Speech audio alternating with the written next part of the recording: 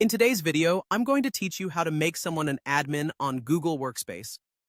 This process is essential if you want to delegate responsibilities or simply need an extra pair of hands to manage your organization's Google Workspace. It's straightforward if you follow these steps carefully.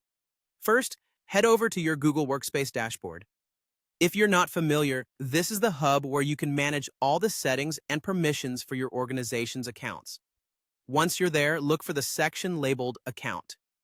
Clicking on this will give you a variety of options related to managing user accounts and settings. Next, navigate to Admin Roles.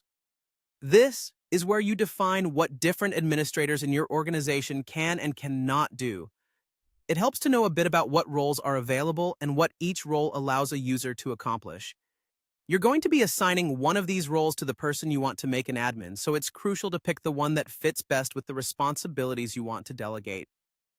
After you've selected admin roles, look for the option labeled Action. You should see a drop-down arrow next to it.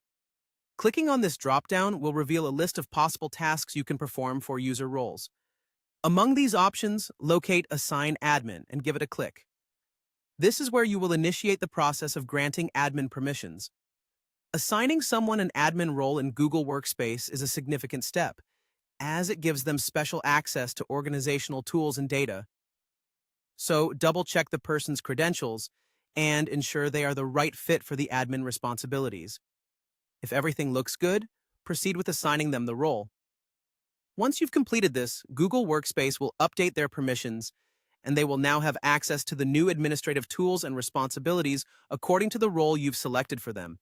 Remember, managing these roles carefully is vital for maintaining the security and efficiency of your organization's operations.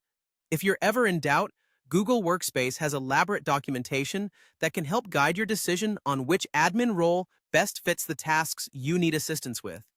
And that's it. It's truly that simple. Make sure to communicate with the new ASM admin about their responsibilities and provide them any training or support they might need moving forward. Thank you for watching, and I hope you found this guide helpful for managing your Google Workspace environment.